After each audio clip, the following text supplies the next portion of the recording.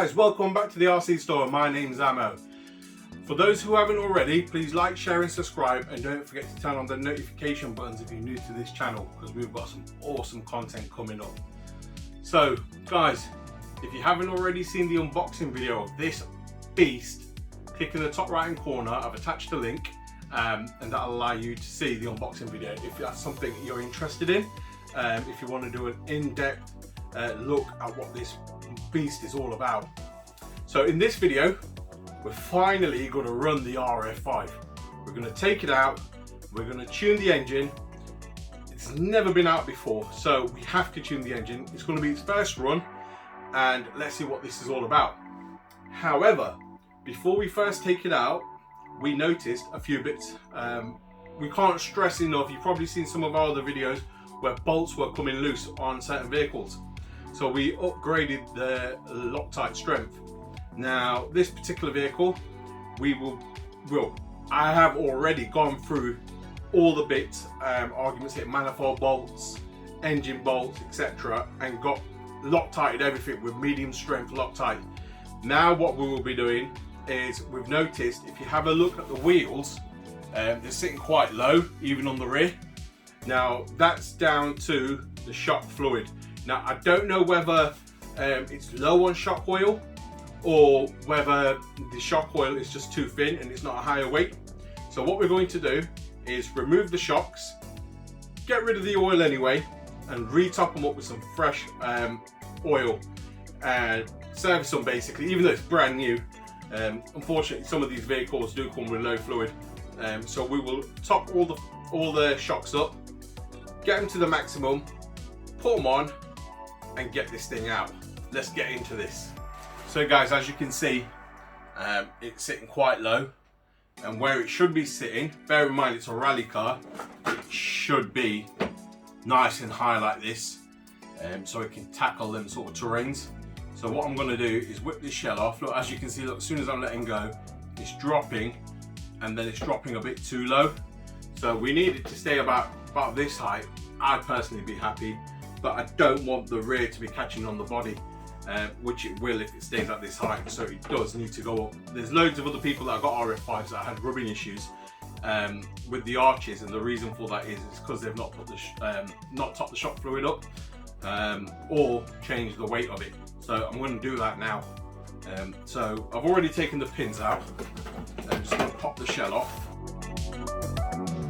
Shell's off. As you can see, I've already mounted the roll cage to the body. And what we're going to do is we're going to start by, I'll start at the front, it seems a bit easier. Start by undoing the shock bolts. Once the shock bolts are undone, I will undo the bottom and then basically take the tops off the shocks off and check the oil levels. If they need removing, remove the oil level and basically re-top them with fresh fluid. So I'm going to do that now. So I'll just take off this top bolt. These should be relatively straightforward to do, to be fair.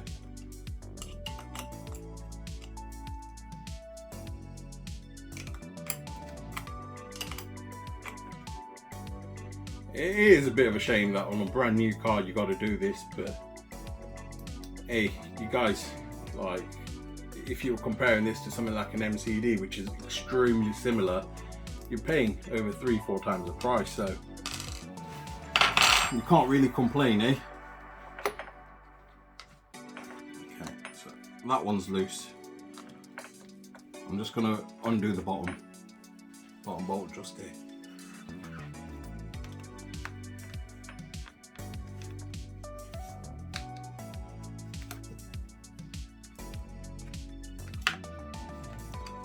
As you guys can see, I'm using all mechanical tools. I'm not using any power tools.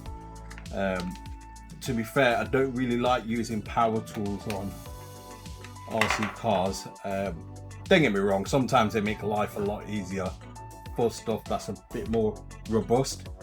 But for stuff like this, I just prefer to use hand tools. It just makes life a bit easier and you don't overdo something, and you can actually feel the tension of the bolt.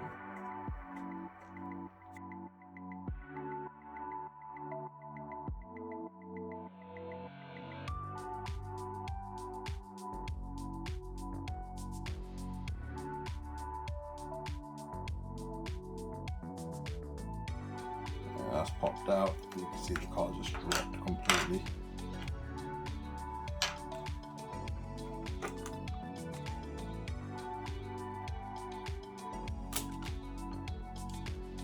And there we have it. That's one shock absorber. And now we basically need to grip the bottom end, take this top cap off. So I'll get that done, guys. I'll get the cap off, and I'll top the fluids up, change them, etc. Put them all back on the car, and then report back to you guys. There's no real point me recording all of this, it'll probably just bore you guys. So let's just get straight into it. Right guys, we're here on this place with the RF5. So it's the first running on this vehicle. Excuse the noise in the background. So the ground that we're running on, it's very loose gravel. So let's see how this runs. It'll probably make it ideal, to be fair, but it's its first run, so bear with us. Let's see how we get on with this.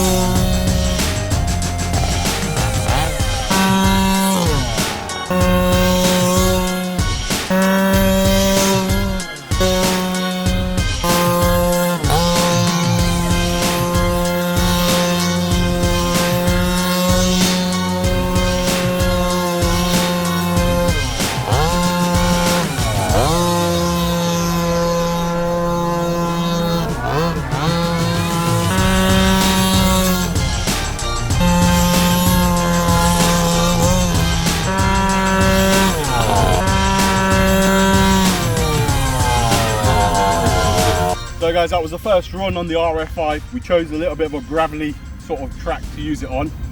It does need tuning, the carb needs tuning. You find that the clutch is kicking in way too late, and the throttle's a bit boggy. So we'll basically lean that off a little bit, and obviously the top end as well. So what we're going to do is probably take it onto some tarmac where we can actually mess around with it properly, and yeah, we'll start tuning this. Let's go.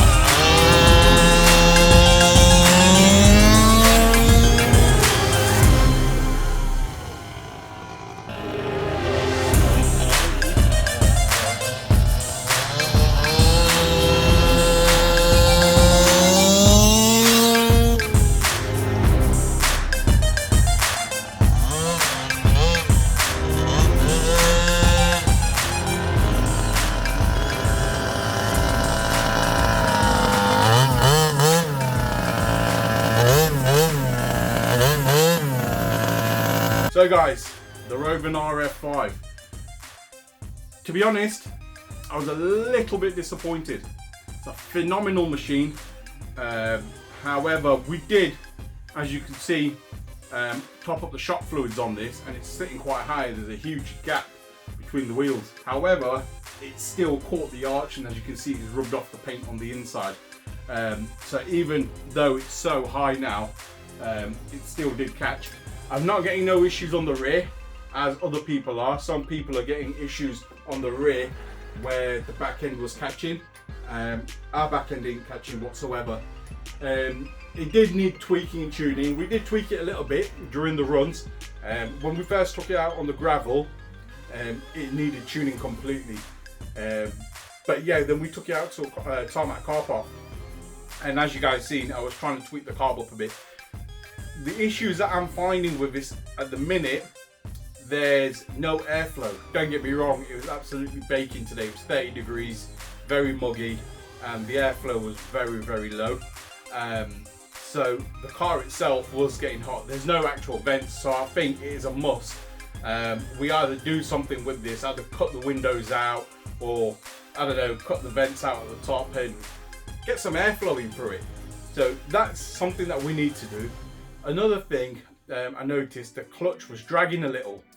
Now, so far with these Rovan cars, we've had good experiences in terms of the clutch. We did have one where the clutch burns out, which is, I believe, it's the 5TS, which is just over here. And it felt a bit like that with this. However, I'm not sure why it is the way it is. The clutch spring, I believe, is 8,000 RPM or 8,500 RPM clutch spring, so it revs quite a bit before it engages. But you could smell clutch after a while, so we did let it cool down, etc. So I'm going to look into it a bit more and do a bit more tweaking on this engine and see what we can get out of it. Alternatively, if it doesn't work out, we'll just have to do a monstrous power upgrade. Guys, if you want to see more action, be sure to like, share and subscribe, and smash that notification button. We'll see you in the next one.